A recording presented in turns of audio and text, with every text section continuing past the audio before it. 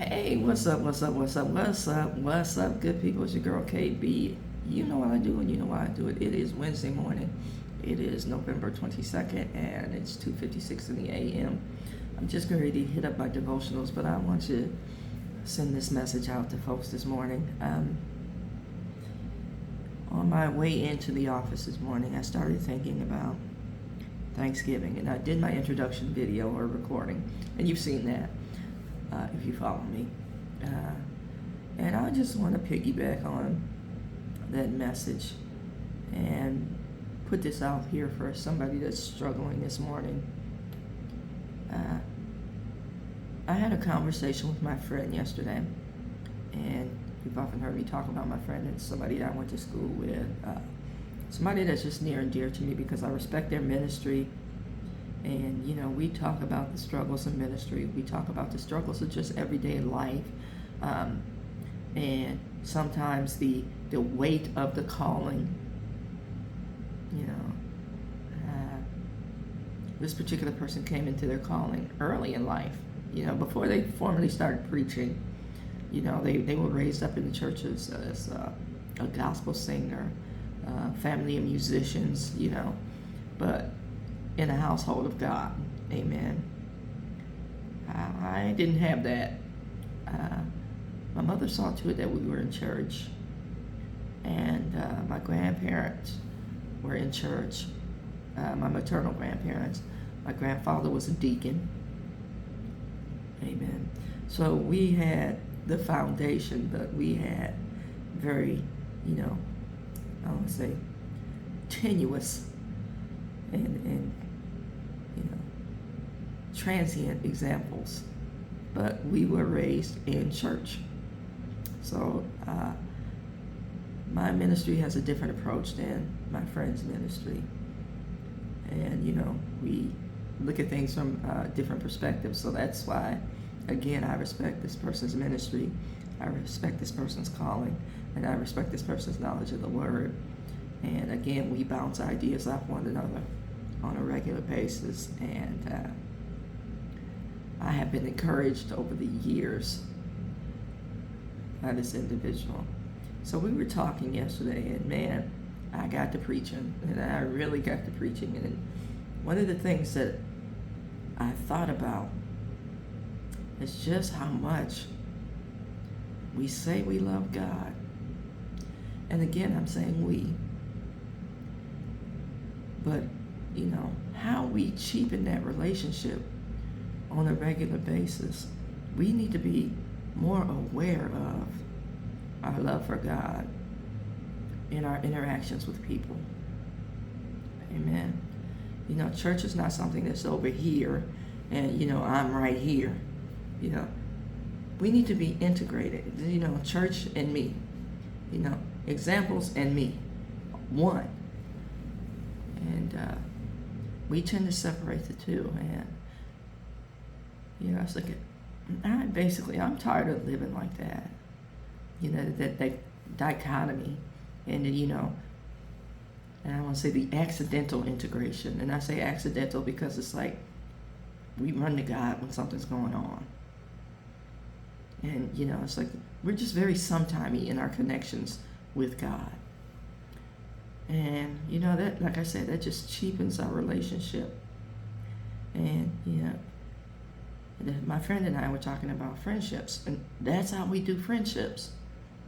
You know, so it's like, if we do friendships like this, and, you know, we call God our homeboy, and our you know, God is my everything, my all. And like I said, you cheapen relationships when you in and out. You know, for me, it's like, as a friend, if I call you a friend, intuitively, you should know something's off. If I call you a friend, that's how close I want my friendships to be. You know, and if you are in the habit of saying, I don't want people all up in my business, you got some messy business. You know, we need to be real about that. You got some messy business. Then, you know, if you don't want people all up in it, you got some skeletons that you need to address. And we talked about that a little bit, and just, how we're living and how we take other people's word for, who God is. And we're constantly spoon-fed who God is. And we never seek to really know who God is for ourselves. Amen. It's like we're resting on mom and them, or my daddy said, and, and you're not consulting the real Father, the true Father. Yes, you have a biological father. But what does God say? Your father's experience is your father's experience with God. And just like all experiences in life, on this earthly plane, in this mortal body, there are things that happen, as I like to say, people being peoply, that impact our relationship and impact our relationship with God. Because we're selfish beings, right? We want what we want when we want it. And if that doesn't happen how we think it should happen, then there must be something wrong with God. No, there's nothing wrong with me. There's nothing wrong with my relationship to God. I don't accept the answer no, or wait. In my selfishness, now there's something wrong with God, because my prayer wasn't answered how I wanted it. And see, that is our relationship.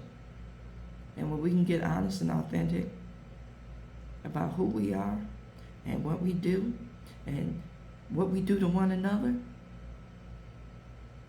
then we can be honest about our relationship and connection to the Most High.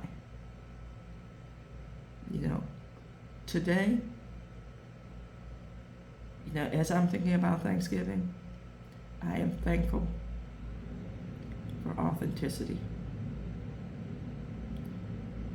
No one can tell you, no one that's interacted with me can tell you that I was a chameleon or I did this automatic switch up on how I interact with them.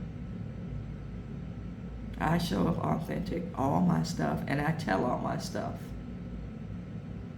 Amen. So think about that. And, when you want to say thanks and grace and thanksgiving,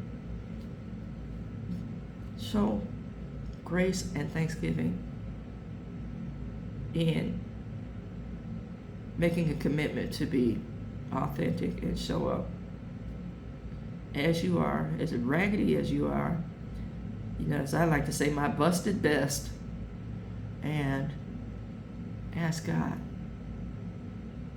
to fix, to heal, and to hold. Amen.